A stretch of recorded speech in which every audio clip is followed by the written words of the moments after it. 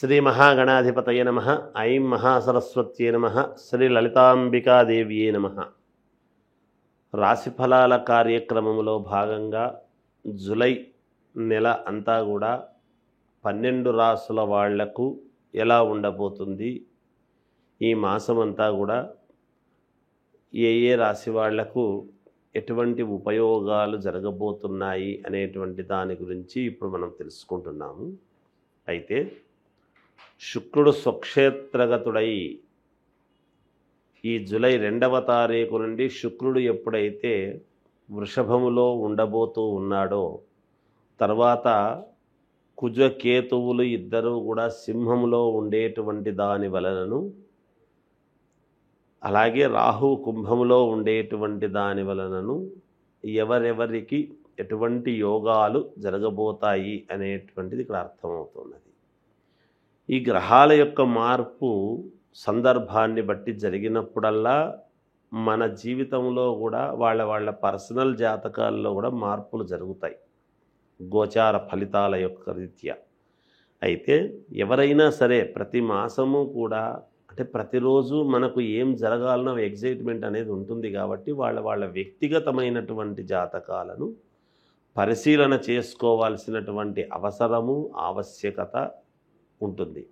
మీకు నచ్చిన గురువుల దగ్గరికి రెగ్యులర్గా కాంటాక్ట్ అయ్యేటువంటి వాళ్ళ దగ్గర కానీ మీ సౌకర్యాన్ని బట్టి మీరు సంప్రదించవచ్చును. ఇప్పుడు ఇలా ఉంది అంటున్నారు, ఇది నిజమా అబద్ధమా ఏమిటి తెలుసుకోవచ్చు. తెలుసుకొని దానికి తదనుగుణంగా మీరు కనుక ముందుకు అడుగులు వేశారు అంటే చాలా యోగదాయకంగా ఉంటుంది అనేటువంటిది ఒకటి. ఈ శుక్రుడి యొక్క శుక్రగ్రహము వలన చాలా యోగాలు జరగబోతున్నాయి అన్ని రాసుల వాళ్లకు కూడా, శుక్రుడు స్వక్షేత్రగతుడై ఉండేటువంటి దాని వలన అనేది ఒకటి. రెండవది, ఎప్పుడైతే రవి స్థానములో కేతు ఉన్నాడో ద్వంద్వ రీతిలో 2 రకాల యోగాలు మిగతా వాళ్ళందరికీ కూడా రాబోతున్నాయి అనేది తెలియజేస్తూ, వృషభ రాశి వారికి ఈ జూలై మాసమంతా కూడా ఎలా ఉన్నది అంటే చాలా బాగుంది, అనుకూలవంతమైనటువంటి ఫలితాలు గోచరిస్తున్నాయి అనేటువంటిది తెలుస్తూ ఉన్నది. ఈ వృషభ రాశిలోనే శుక్రుడు 2వ తారీఖు నుండి ఎప్పుడైతే ఉంటుందో ఒక వెలుగు వెలగటానికి అవకాశము, అలాగే భూముల పరంగా కానీ స్త్రీ పరంగా కానీ చాలా యోగాలు కలిసొచ్చేటువంటి విధానముగా ఉండబోతూ ఉన్నది. అంతేకాకుండా సమస్యల నుండి పరిష్కారం అనేటువంటిది వెతుకుతారు, ఆ పరిష్కార మార్గం దొరుకుతుంది గాక మీకు.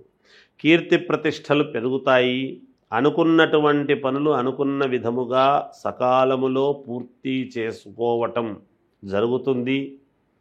వృత్తి ఉద్యోగాల్లో ఉండేటువంటి వాళ్లకు అధికముగా మేలు జరిగే అవకాశాలు ఈ మాసంలో చాలా ఎక్కువగా ఉన్నాయి.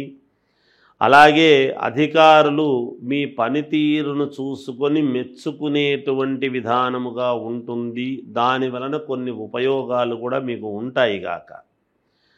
వ్యాపారాలు చేసుకునేటువంటి వాళ్లకు విశేషమైనటువంటి లాభాలు అనేటువంటివి గడిస్తారు. రెగ్యులర్గా వచ్చేటువంటి లాభాల కంటే ఏముంటాయి అనుకోవచ్చు, కానీ గ్రహస్థితులు అనుకూలముగా ఉన్నప్పుడు 10 రూపాయలు రావాల్సిన చోట 11, 12 ఇంకా కాస్త కొంచెం ఎక్కువ రావడం అనేది జరుగుతుంది గాక. అలాగే కొన్ని వ్యవహారాలలో అవరోధాలు అనేటువంటివి కలిగినప్పటికీ మామూలుగా వ్యవహారాలు ఉంటాయి. ఏదో ఉదయం లేచినప్పటి నుంచి ఏదో ఒక వ్యవహారం అనేది మనిషికి ఉంటుంది. అలా వ్యవహారాలలో కొన్ని ఇబ్బందులు అనేటువంటివి తలెత్తినప్పటికీ వాటిని అధిరోహించి ముందుకు వెళ్ళటం అనేది జరుగుతుంది గాక. ఆదాయానికి ఎటువంటి లోటు ఉండదు. మాతృవర్గము నుండి, అంటే తల్లి తట్టు వైపు నుంచి ఏదైనా స్థిరాస్తులు రావాల్సి ఉంటే కానీ, ఏదైనా డబ్బు పరంగా కానీ నగల పరంగా కానీ ఏదైనా కావచ్చు గాక, తల్లి తట్టు వైపు నుంచి ఏదో కొంత ఉపయోగం అనేటువంటిది ఉండబోతున్నది. లేదా మాతృ సంబంధమైనటువంటి బంధువుల నుండి కూడా ఏదో ఒక రకంగా అనుకూలం. బంధువులు అంటే ఎప్పుడొస్తారు మాతృ సంబంధముగా అంటే, మగవాళ్ళకైతే తానే మాతృ సైడ్ నుంచి ఉంటాడు. ఆడవాళ్లకు అయితే మాతృ సంబంధమైనటువంటివి అని ఉండవచ్చును. ఇక్కడ రెండూ వాడుకోవాల్సింది. వీళ్ళకు ఉన్నాయి, వాళ్లకు ఉన్నాయి. అప్పుడు ఇంకొకరింటికి పోయిన తర్వాత తల్లి వైపు నుండి, తల్లి బంధువుల నుండి అంటే మేనమామ కావచ్చు తల్లికి, ఇంకొకరు కావచ్చు తల్లికి తోడబుట్టినటువంటి వాడు ఈ అమ్మాయికి చేయడము, అన్నదమ్ములు చేయటము, లేదు అన్న భార్య వదిన గుండా మా ఆడపడుచు కదా అని చేయటము, ఇలాంటివి ఏవో కొన్ని మేలు జరిగే అవకాశాలు ఉంటాయి తల్లి వైపు నుంచి అని అన్నప్పుడు. అది కొంచెం దీర్ఘంగా ఆలోచన చేసి మనం తీసుకోవాలి దాన్ని. అలా పాత మిత్రులతో సేవా కార్యక్రమాలలో పాల్గొనేటువంటి అవకాశం ఉన్నది. ఒక్కటి చెప్పవచ్చును, శుక్రుడు ఎప్పుడైతే ఇక్కడ ఇందులో ఉన్నాడో ఆకస్మిక ధనలాభం అనేటువంటిది కూడా మీకు ఉన్నది. ఇంకా మీకు ఏదైనా యోగాలు కావాలంటే మీ వ్యక్తిగతమైనటువంటి జాతకాన్ని చూసుకొని మీరు ఒక్కసారి ఏదైనా ఉంటే పరిశీలన చేసుకోండి, మీకు మేలు జరుగుతుంది. జయోస్తు. 12 రాసుల వాళ్లకు కూడా ఈ మాసంలో చేసుకోవాల్సినటువంటి పరిహారము ఏమిటి అని గనక ఒక్కసారి ఆలోచన చేస్తే, ఈ గుప్త నవరాత్రులు అనేటువంటిది ఉండేటువంటి దాని వల్లను తొలకరి వానలు పడి ఎప్పుడైతే ఇత్తనాల ఏకాదశి అనేటువంటిది, ఎందుకు ఇది మనకు ప్రాధాన్యత అంటున్నాను అంటే, పూర్వమంతా కూడా రైతాంగం మీదనే ఆధారపడి ఉండేది కాబట్టి, వ్యవసాయం మీదనే మనం అందరము ఆధారపడిన వాళ్ళము కాబట్టి, మనకు అన్ని రాసుల వాళ్ళు చేసుకోవాల్సినటువంటి పరిహారము ఏమిటి అని ఒక్కసారి గనక మీరు ఆలోచన చేసినట్టయితే, మీరు చేసుకోవాల్సినటువంటిది అమ్మవారికి మామూలుగా ఇంట్లో అమ్మవారి పటం ఉంటుంది, ఎక్కడికి బయటికి వెళ్ళక్కర్లేదు, లేదు గుడికి వెళ్ళి చేసుకుంటే పరమ సంతోషము, చేసుకోవచ్చును.